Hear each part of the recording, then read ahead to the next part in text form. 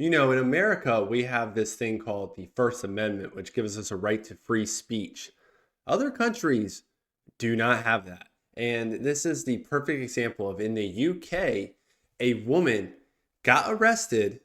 FBI, their version of the FBI, police force, whatever, broke into her house, grabbed her, and arrested her for texting a gay slur. She didn't even yell it out at someone. She didn't even use it in a derogatory way. She literally texted it privately to a friend, but their government watches over all that stuff. So she actually got arrested for it. So this is absolutely insane. So this woman was brought on by Piers Morgan on his show, and you just have to listen to the story because it sounds so unbelievable. Explain to me and the viewers what went down. I was assaulted by a male acquaintance, and physically or sexually? Physically. Physically. Physically. It wasn't my ex-partner. It was a friend, okay. like a group of friends. The female acquaintance that she was getting jealous over me because she started seeing my ex-partner. So she was trying to cause trouble for me, which ended up resulting in me getting attacked. After that, obviously, I went to the hospital and I sent her messages and pictures of my injuries, just to prove like what she'd caused. And obviously, I was very upset at the time. I'd had a inflammation on my brain.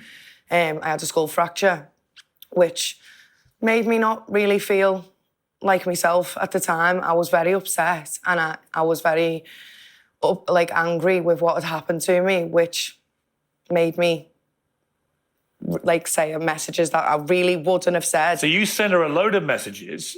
I mean, would you categorize them as abusive, highly abusive? It was more just to pointing to the fact that what had happened to me. I only just sent her pictures of my injuries and obviously said, like, why would you cause this much trouble for me and stuff and make up lies and, which now resulted in me being attacked.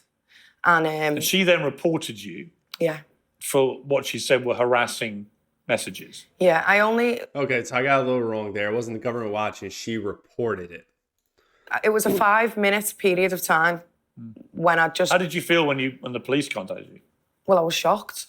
I didn't expect that. I mean... Because these are private text messages. Throughout my life, I've had messages with my friends and we've fallen out and we've said things that aren't very nice to each other, but you would never really expect that to go any further than that. I've heard 11 police officers turned up. Yeah. I mean, that's completely ridiculous. Yeah, I'd left my front door open. I was waiting for my dad to come to the house. I was actually in the bath. And 11 they opened the door themselves. And just came in? And came in. And you were in the bath? Yeah. And what did they say to you? Well, I heard my name, which was one female out of the lot of them. And 10 male officers? Yeah. And then I heard my name and I thought, well, it might be my sister because it didn't sound like someone who was... Because obviously I was upstairs in the bath. And then they just come up the stairs and they didn't give me any privacy or anything. You were naked? Yes. How did that make you feel? Disgusted and really upset. I was crying my eyes out. And what did they say to you? What did they say they were there for? Well, I was just asking them, can they just leave the female officer and can they please go downstairs? As obviously I was upset and I had no clothes on, and they kind of wanted to watch me get changed, and I was very upset about that. In the end, they did send the males down the stairs and the female officer sat with me. I was crying my eyes out. I was really upset. And then I said, well, what are you even here for? Because I was shocked. I was in utter shock. And she said, for malicious communications, hate crime and malicious communications. And I said, well, what for? And they said, we'll discuss that when we get to the police station. So you go to the station and then they outline... So she gets charged with malicious communication and hate crime. That's absolutely insane. And that it's these messages you sent to this friend that you've had this argument with, all connected to the fact that you yourself, as you say, have been assaulted. I'm not going to get into that so much as one of the more inflammatory things about this whole story, which Tucker Carlson picked up on, was in the course of these text messages, you use the F word. We've already said what that word is. He repeated it many times. I choose not to say it. You can do what you like. But that word, did you intend it in the messages to be a derogatory, homophobic slur? Absolutely because not. that is the alleged crime, is that you were promoting hate towards gay people by using that word. First of all, a lot of my friends are gay. I am not homophobic in any way, shape or form. The word in question is a word that in our town where we live, we associate that word with somebody who, well, mainly males who hit females. Like, it's never a word for a sexuality. It's always a word where we live in our context, as in, like, basically a weak person. For instance, my brother's best friend got sent off the pitch in football last week because one of the guys fell over and, you know, he called him that name, but it was just a joke. But he got sent off the pitch because, but in our context, like, it just means, like, and you got a heavier. I mean, in the end, you pleaded guilty. First of all, why did you plead guilty? My solicitor told me to. Right. And I've never been in trouble before, and I was really concerned about. You had no criminal record. No. Because the malicious communications offences, which is under which you were prosecuted, such as sending grossly offensive messages, can receive a hate crime sentence uplift if motivated by hostility towards a protected characteristic like race, religion, sexual orientation, or disability. So you got an uplifted sentence. They basically said you had committed a hate crime by using that F word. Yeah. Which, given that you had no intent to be homophobic with it, for the reasons you've outlined, just seems preposterous. Yeah. Well, it's crazy too is in that description he says the hate crime reasoning is using one of those words against one of those like protected classes. It's according to this whole thing, like that person or whatever she texts us to is not in one of those protected classes. So even by their own rules of a hate crime, this would not fall under a hate crime. Like the intent wasn't there towards one of those people. Like, it's insane. Like, they're not even following their own laws right. In a private text message to somebody. I didn't even say it to the person. Who you were angry with because you had been assaulted. Yes. I mean, has anything happened about the assault? When I was in the hospital, the police were called by the doctors and nurses, and everyone in question were arrested at that given point. Then I ended up getting arrested a week after that.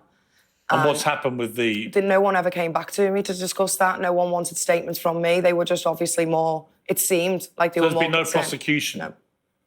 So the fact you were assaulted was deemed to be less serious, it would appear, than the fact you'd used this F word in communication, private communication with this woman you'd had a falling out with. Yeah. This is the problem with the United Kingdom right now. They're arresting people, more and more people every single year for hate speech, for speech speaking out against the government, speaking out against immigration. They're clearly recording like text and arresting you for that. But then the real criminals that are out there, like the man that assaulted her, they didn't even like want to question her about it, ask her about it. And they're not even pursuing that. They're more worried about words and mean things than actual crimes happening to people and protecting actual victims. What do you feel about that? Very, very disheartened and upset. It's destroyed my character as a person. I've been a care assistant since I was 17, and I want to be a nurse. I like helping people. I want to save people's lives. I have got a good character. As obviously, I'm still working in my post now. My managers haven't let me go for the reason being they know me as a person. They stood by you. Mm-hmm. Everyone's got my back in this. What reaction have you had from the community? Everyone's had me back, and everyone's been so supportive. I mean, I've not heard one bad word said about this whole, that everyone's just as disgusted as I am, how far it's got. I didn't even know it could be a crime. Neither did I. In a private message, neither did I. Use language like that. Neither did I. What do you think it says about free speech in this country? Well, it's not as heavy as it is in America, but I believe that... Actually, it's better in America. Yeah. This would never have happened in America. Yeah. their First Amendment protects your right to be offensive if you want to be. Yeah. I mean, you're not, it's one thing if you came in and said, yeah, I said all these things and I stand by it and I wanted to be homophobic. That's one thing. But you had you were angry because of what had happened to you. Mm-hmm. You were in a hospital getting treatment for injuries sustained in what you say was an attack. And I don't know, obviously, about that side of it, but I'll take your word for it.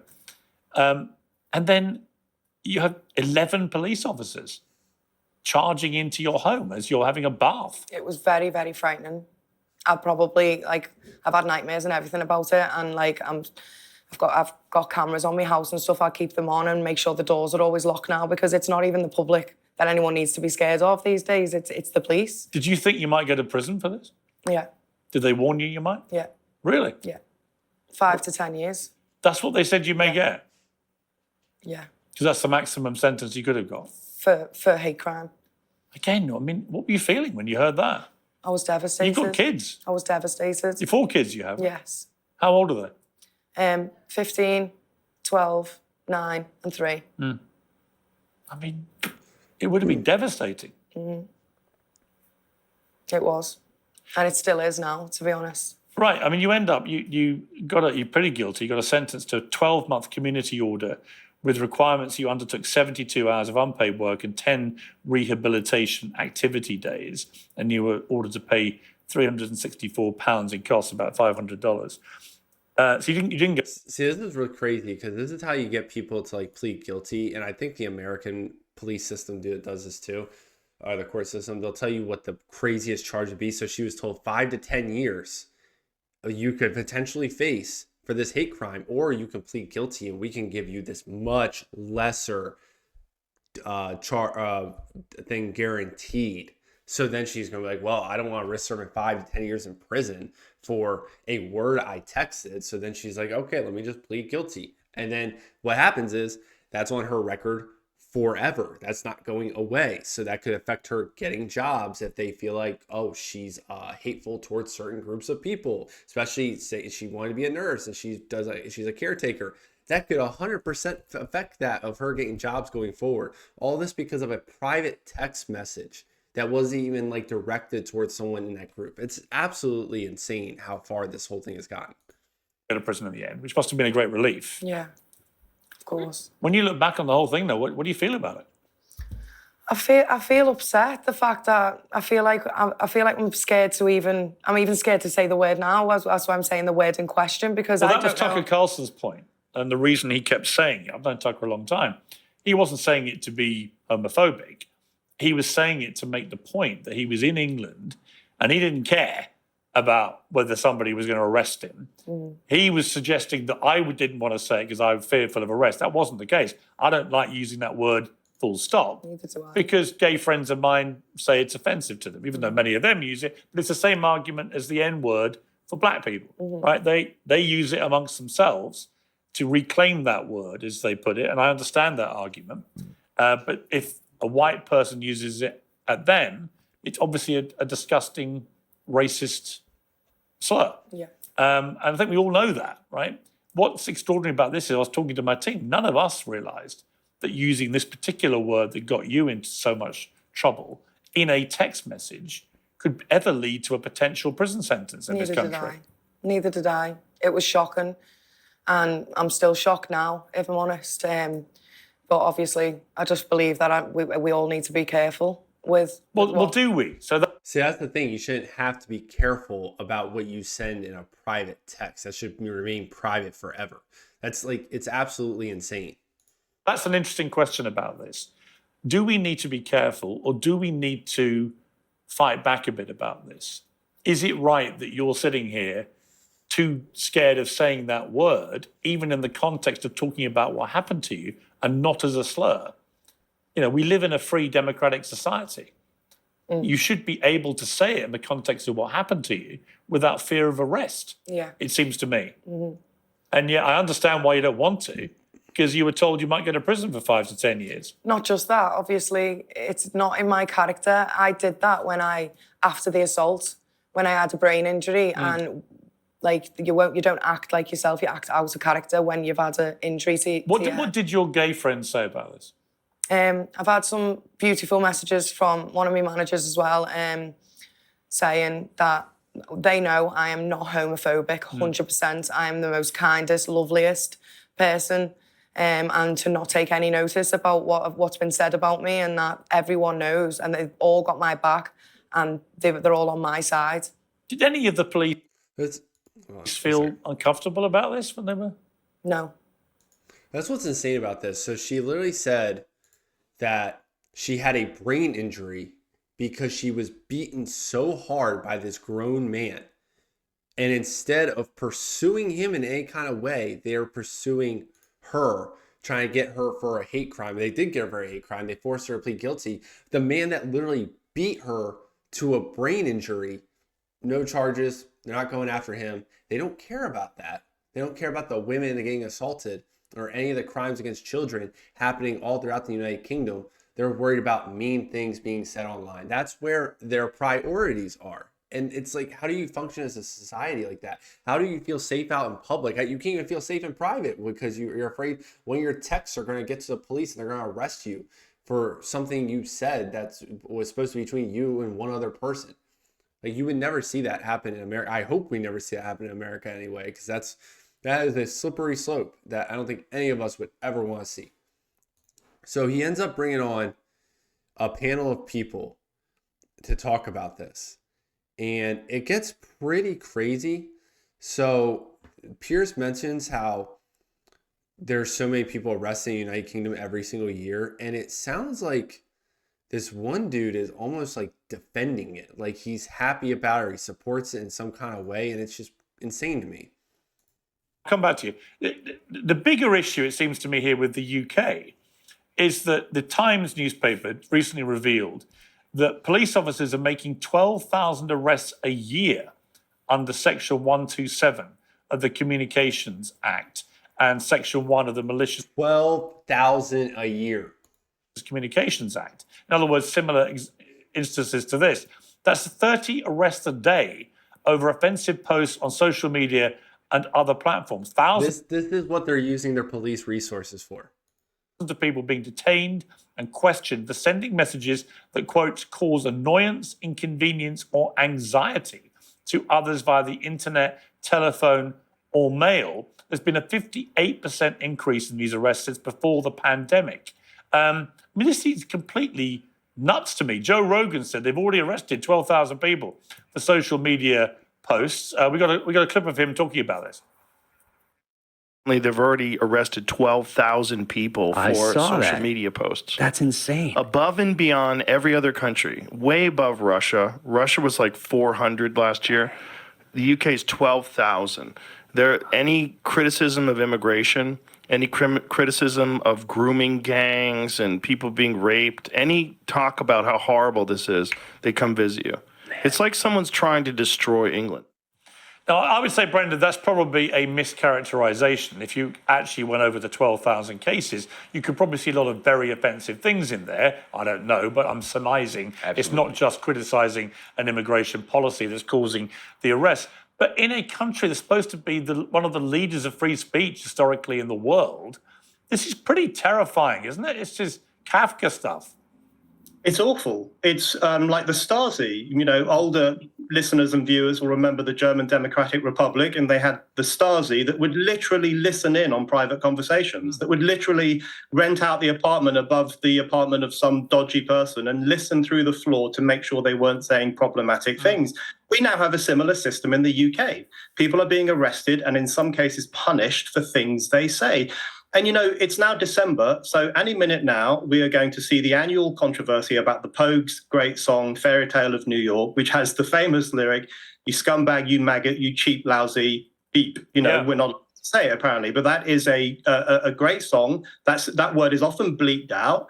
And this is another issue about these insulting words. I actually think what's most insulting to gay people, ethnic minority people, all sorts of minority groups, what's most insulting is actually censorship, because censorship infantilizes them. Censorship says to them, you are such a weak part of society that we need to institute these laws and these rules to protect you from offensive words. It's actually a reversal of the great great gains of the civil rights era when we have these kinds of rules that say we must protect these poor little dears from ever hearing an offensive term. So I think these words are actually, the power of these words is less worrying to me than the power of censorship to infantilize minority groups and punish people who want to express themselves. All right, Lewis. I think he made a good point there where he's saying it's kind of like an insult. So if you're like saying, oh, we can't say this gay slur begins with an F, right? You're basically saying this whole group of gay people are too sensitive and they're like children and we have to protect them from mean, evil words that people might say to them or refer to them. You're basically saying that they can't handle it, like a child can't handle it. Like that's a good point. I've never even heard it like said like that before. As a poor little dear, would you like to respond? I want to start with the numbers that you just talked about, because I think there is a point where we have to look at the reality of the modern world in which we live. Yes, we all want to see more convictions for rape and murder. Those things are very hard to prove, whereas communication, we all communicate. 90% of it now is online. But why should the police be policing speech that doesn't actually incite specific violence, which is, to me, always the line. So our law you cannot cross, right? If I say to people that you live at a certain address, go around there and attack him, right? That's a clear incitement to violence against a specific individual. That's a criminal offence, and I should be arrested for that, and there should be no issue of that being a free speech issue. But if I just hate you or want to say derogatory things about you, or you do to me, that shouldn't be something that precipitates 11 police turning up at the door. Well, two things. We have protected characteristics, right? We understand that in UK law, it was only 1967 in this country, it stopped being illegal to be gay. It was only in 2003 that we got rid of things like Section 28. The law has had a real hand in causing stigma and discrimination against gay people that did not disappear in 20-something years. Point. So it's right that the law steps in and says, you know what, we've had a hand in this. We're going to step in and protect you because it takes a preventative measure, much like the NHS, where it says, you know what, rather than treat you when you're sick, let's just prevent people from getting sick where we can. And so let's just prevent people from saying things. Let's just control speech and control what everyone thinks and says at all times. Solid. Same thing here. Yes, the line is calling for violence, but if you can stop people hating on people for their individual identity, you can say you're stupid, you're an idiot, you've done this wrong, whatever. But if it's targeted, if it's hate on you because of your race, is it okay because of your sexuality, because of your religion. Why does nobody get arrested for calling Donald Trump a Nazi? Well, no, but you know what? The Nazi thing is interesting because I do think... It's not just interesting, it's probably the most egregious thing you could possibly call somebody, is comparing him directly to Adolf Hitler, who murdered 12 million people, who gassed 6 million Jews in concentration camps, right? The idea that maybe the Americans should bring in some speech laws. But the idea that is not an arrestable offence by comparison to... He said America should bring in some speech laws. Using the F word against a gay person seems to me to be completely disproportionate. Well, you're absolutely right, but here's my thing. I think that the Nazi thing is an interesting thing because actually this proves that it's not a left or a right-wing issue because actually since the assassination of Charlie Kirk and those two attempts on Donald Trump's life, the right has been saying, watch your rhetoric. And they understand that whilst people aren't calling for violence against them, speaking about them as Nazis is increasing the likeliness of someone thinking, oh my God, there's Nazis, I better get a gun and do something about it. So they understand they're not calling for their not arrest, calling for violence, but calling them words starts that dehumanization that leads to violence. So thank you for proving my point. This is sick. This is actually sick what you're saying, dude. What you're saying is that you're calling for people to be arrested for words that make you upset. That's sick. This is the country of John Locke. Hang on. This is the country of John Locke. This is the country that was supposed to, we adopted our constitution based on these principles of free speech. And, you know, you sick bastards are running around actually calling for the arrest of people because they say mean words. What the hell is wrong with you? This is the thing with free speech. You can still make your point. You can still make your point. What is it that you can't say? It's not my fault that people can't articulate themselves well. You can talk about crime statistics based on gender and sexuality and race, whatever you want. Why you just can't use discriminatory words to do it. Care worker who's angry because she's been assaulted and is in hospital and is firing off her angry thoughts while she said she had a head injury, and she uses this F word, and because of that she ends up with a conviction. Well, hold on, Piers. We only got her side of the story. Reading the articles, it says that there was a series of abusive and homophobic messages. Those were then showed the friend said they weren't homophobic. The friend that she said they weren't homophobic. Hold on, that's what the prosecutor said. They weren't aimed at somebody for their sexuality. But so what, if I go up to someone in the street, so if I go up to someone in the street and start attacking them... Well, okay, by comparison, if I use the N-word against you... I still haven't had a chance to respond to right? Or if I use the N-word against Andrew, is that a racist slur against him? No. Well, no. So if I go up in the street and start... There has to be some intent. No, if I start going up to someone in the street and screaming anti-Semitic things at them, and then it turns out they're not Jewish, the police aren't going to be like, oh, well... Like you went to attack someone based on the... hang on, but that's my point, though. If you can't be anti-Semitic against somebody who's not Jewish. But we go back to, I think it's worse, because the gay slur was made to make him seem like less of a man, to sort of dehumanize him in that way. She didn't intend it like that, and I think... So this is what's crazy. So he started off by talking about... Piers mentioned how people call Donald Trump Nazi and Hitler all the time, which, agreed, is way worse than any kind of slur they could ever use, because you're comparing, if you call someone that gay slur, you're basically saying, oh, they like men, oh, oh, that's so edgy. If you call someone a Nazi, you're saying they're the same kind of people that killed 6 million people or whatever. If you call someone Hitler, you're saying he led the people that killed all those people. Like, that's insane. That's way worse than calling someone gay. Like, that's insanely worse. Or even a gay slur for it. Even the N-word. That's way worse than the N-word. But yet, they've normalized saying that and saying that's not a slur. That's okay to say. But all these other things are way worse because these people in communities might feel down about it. Oh, using that gay slur makes you feel like less of a man. And then he liked to bring up the Charlie Kirk thing and how people on the right have been talking about the rhetoric. Yeah, that's the thing.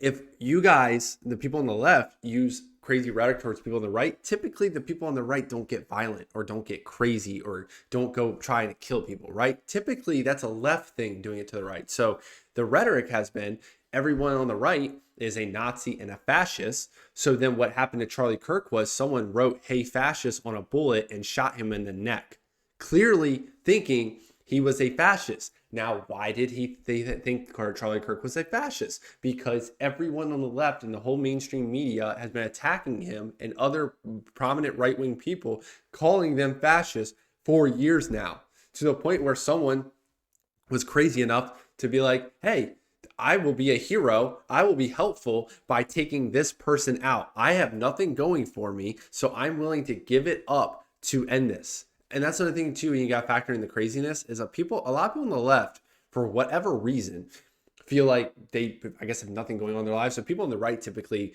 want to find a wife, get a house, have kids, build a family, build wealth. Now, that's not all cases. That's a lot of cases. People on the left, they don't want kids. They're not as big on marriage.